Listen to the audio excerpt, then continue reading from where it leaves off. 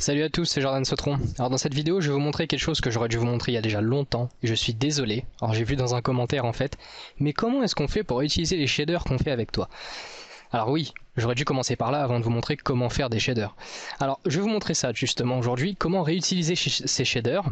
Alors il y a différentes façons de le faire, à vous de choisir finalement la meilleure, même si moi j'ai quand même mon avis là-dessus. Dans d'autres scènes Blender. Parce qu'évidemment, ce shader que vous avez créé, vous allez le retrouver quand vous allez aller dans le groupe. Ici, vous allez, bon là j'en ai plein d'autres, mais c'est parce que c'est une scène un peu test. Vous allez le retrouver par exemple ici, SH diffuse, SH pour shader. Parce que forcément, vous allez créer des groupes en fait, non pas que des shaders, mais des groupes dans Cycle. Et les groupes peuvent servir à plein d'autres choses. Les groupes peuvent être faits uniquement pour l'environnement, les groupes peuvent être faits pour avoir des textures assez spéciales, des textures procédurales, ce genre de choses. Les groupes peuvent servir vraiment à pas mal de choses. Vous pouvez avoir des groupes uniquement pour avoir des outils qui nous permettent par la suite de créer des shaders. Enfin, on va voir ça ensemble de toute façon, mais c'est pour ça que je recommande vraiment de mettre un préfixe. Quand votre shader est fini, quand votre shader fonctionne, c'est SH pour shader, TX ou TEX pour les textures. Voilà. Après, c'est vous qui choisissez, mais je vous conseille vraiment d'avoir un préfixe puisque malheureusement, tous vos groupes se trouvent au même endroit dans groupe. Donc bon, pour faire la différence, ça devient compliqué. Donc voilà, donc je vais vous montrer comment réutiliser ces fameux shaders. Alors, première chose, alors déjà, comment l'importer? Alors, oui, on va l'importer. Alors, on va faire un nouveau. Désolé pour un peu le bafouillage. Donc, un nouveau blend, que voici. Je vais supprimer mon cube, importer Suzanne, hop. Alors ça, Suzanne, vous l'aurez compris, on l'adore. Hop, ici, un smooth. Voilà, un petit plan, histoire de... Voilà, tout bêtement transformer, ah bah c'est déjà un sun, bah c'est parfait. Donc tout bêtement enlever un plugin que moi j'ai activé, qu'on verra beaucoup plus tard, qui n'est pas activé, super. Donc hop, on va mettre un petit soleil. Voilà, on regarde dans la caméra. Voilà, petite lumière de base quoi.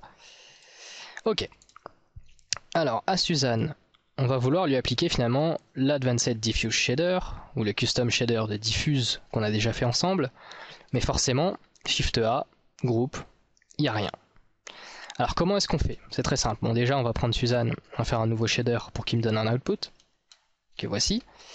Alors on va aller ici dans File, on va aller dans Happen, qui va permettre de récupérer des éléments qui sont dans d'autres blends. Donc le blend dans lequel j'ai créé mon shader diffuse, je vais aller le chercher. Donc pour l'instant il est sur le bureau. Il est sur le bureau et il est, il me semble, dans Blender Cycle Tool, le pack 1. Et on va ici ouvrir le blend. À l'intérieur, on a les brushes, les caméras, les lignes freestyle, qu'on verra certainement jamais ensemble, puisque moi, freestyle, c'est pas trop mon domaine. Les images qui sont dans le blend, les matériaux, les mèches, etc., etc. Alors, c'est pas les matériaux qu'on va importer, bizarrement, puisque ce qu'on veut, ce n'est pas ça, le matériau dans lequel il y a des nœuds, mais un groupe de nœuds. Donc on va aller dans Happen et on va aller ici dans Node Tree, donc ça qu'on peut assimiler à un groupe de nœuds. Et on retrouve ici finalement les shaders, les groupes qu'on a créés dans le blend en question. Et on retrouve notre SH Diffuse. Donc hop. Et ce qui fait que maintenant quand je vais faire Shift A, je vais aller dans Groupe, je vais retrouver SH Diffuse. Et je vais pouvoir l'utiliser tant que je veux. Donc moi la technique que je vous conseille c'est de créer finalement un blend de librairie. On pourrait le faire déjà avec celui-là par exemple, créer un blend de librairie et ensuite sauvegarder ce blend. Alors on va faire un blend de librairie avec celui-là, donc on va le sauvegarder et on va le mettre sur le bureau. On va appeler ça lib. Voilà, on le sauvegarde.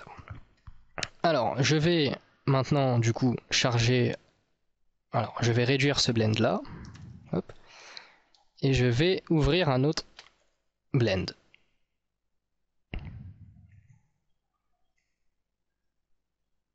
Voilà, donc un blend tout nouveau. Et je vais aller récupérer le diffuse de cette librairie que je viens de créer. Donc je vais faire Append, je vais aller donc sur mon bureau et récupérer lib. Dans lib, je vais dans Node Tree et je retrouve mon SH diffuse. Très bien. Et effectivement, si je fais ici groupe, SH diffuse, no susai. Alors maintenant, le problème qui peut se poser. Si dans ma librairie, donc retournons dans la librairie, si dans ma librairie, le shader n'est pas dans le matériau d'un objet, donc je vais tout simplement supprimer ici ce shader, sauvegarder. Hop. Je vais retourner dans mon blend, on va faire un nouveau. Quand je vais vouloir aller chercher dans mon système nodal, ici donc append, dans ma librairie, dans node tree, où es-tu? Je vais te trouver. Ah bah il n'y en a pas. Voilà, tout simplement parce que si le groupe n'est pas appliqué à au moins un des objets dans notre librairie, on va pas pouvoir, Blender intelligemment va se dire tu l'utilises pas alors je le jette, pour alléger finalement le fichier blend qu'on le sauvegarde. Voilà, donc bon, ça signifie quoi? Ça signifie qu'il faudrait créer un matériau dans librairie dans lequel on mettrait tous nos groupes. Pourquoi pas? On peut, mais il y a une autre petite astuce qui est assez intéressante. Je vais retourner dans ma librairie, recharger le groupe, donc le diffuse ici, et ici vous avez le F qui est un peu partout, même dans les textures, quand vous créez des textures, il y a ce fameux F pour file, ok? Ça veut dire quoi? Ça veut dire que quand je vais cocher ce F, vous voyez qu'ici je passe à 2, c'est-à-dire que Blender me dit qu'il y a 2 objets dans ma scène qui utilisent ce groupe. En réalité il n'y en a qu'un. Il y a ce shader en question avec Suzanne. Sauf que quand je coche F, je dis à Blender, fais comme si que cet objet, cette texture, ce groupe est utilisé. En gros, sauvegarde-le même si je ne l'utilise pas. C'est ça l'idée. Donc maintenant, si je sauvegarde ma librairie, j'enlève ce shader, enfin ce groupe de mon matériau. Donc je sauvegarde, je retourne dans mon blend initial, je fais File, Append, et là je retrouve effectivement Node Tree et je trouve SH Diffuse. Donc il faut juste surtout pas oublier de cocher le F, ou sinon de mettre tous les groupes dans un matériau qui a affecté un objet, ce qui est un peu plus galère. Donc voilà. Donc voilà comment récupérer les groupes qu'on crée ensemble. Donc vous créerez de votre côté de toute façon, je suppose, une fois que vous aurez suivi tous les tutos, vous aurez assez d'outils pour créer vos propres petits groupes. D'ailleurs je vous invite à les partager avec moi, histoire de voir un peu ce que vous faites. Donc voilà. Après il y a une autre façon de faire. Celle-là, enfin cette façon-là, ça serait plus quand vous aurez fini tous vos shaders, quand vous aurez vu quel shader, quel custom shader, on va parler de custom shader pour les groupes, quel custom shader vous utilisez le plus souvent et vous est le plus utile. Vous allez tout simplement charger un nouveau blend. Voilà, vide, vous touchez à rien, mis à part aller donc dans ici les notes d'éditeur, et vous allez ici faire File, Append, et récupérer tous les custom shaders qui vous servent le plus couramment, mais qui vous servent réellement. Okay, une fois que vous les aurez rangés, bien nommés, qui fonctionnent, qui sont plus en phase de test. S'ils sont en phase de test, c'est pas la peine. Et vous allez récupérer comme ça vos custom shaders. Alors moi j'en ai en fait dans Desktop. Je crois que je les ai tous même dans Desktop, Blender Cycle, Notepad 1, Node Tree. Donc là j'en ai pas mal. Donc imaginons que je me sers souvent du Custom Glossy, que je me sers souvent du Custom Diffuse. Donc là avec Shift je les sélectionne ensemble.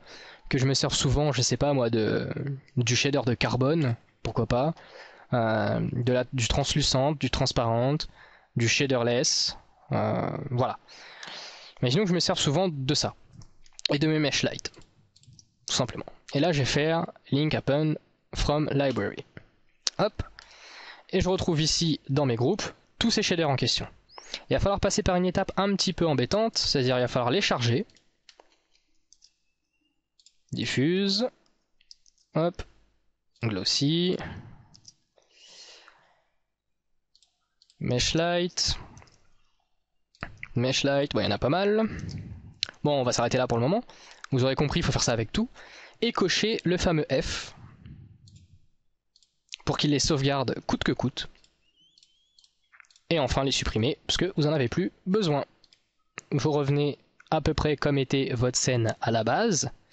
Et vous allez ici dans File et lui dire Save Startup File. On va le faire. Hop. Voilà. Ce qui fait que maintenant quand vous allez charger, alors je vais fermer complètement Blender. Ok. hop, quand vous allez ouvrir Blender, avec l'icône Blender, hein, vous allez charger un nouveau blend finalement. Comme vous avez sauvegardé tous ces shaders dans le startup file, vous allez retrouver automatiquement, donc ici on va faire Node Editor, Shift A, Groupe, vos shaders à vous. Voilà, donc ça je le recommande fortement, uniquement quand vos shaders sont terminés. Vraiment, parce que c'est pas la peine de charger votre blend initial d'un tas de trucs que de toute façon vous ne servez pas. C'est vraiment les plus importants. Alors ce que les plus importants, j'entends quoi? C'est diffuse, glossy, transparente, translucente, ce genre de choses. Et après en fonction de ce que vous utilisez le plus, vous mettez dedans. Mais vraiment uniquement pour ce que vous avez besoin, parce que vous êtes en train d'alourdir finalement votre blend pour rien. Vous le mettez vraiment si vous l'utilisez. Donc voilà, et ça marche pareil quand vous faites des groupes pour le compositing, quand vous faites des groupes pour les textures, etc. Donc voilà, donc encore une fois, désolé de ne pas vous avoir montré ça, c'est un peu par là que j'aurais dû commencer, mais bon, je rattrape ma faute maintenant, au moins je la rattrape, et puis j'espère vous avoir appris quelque chose, et puis à bientôt pour un nouveau tuto.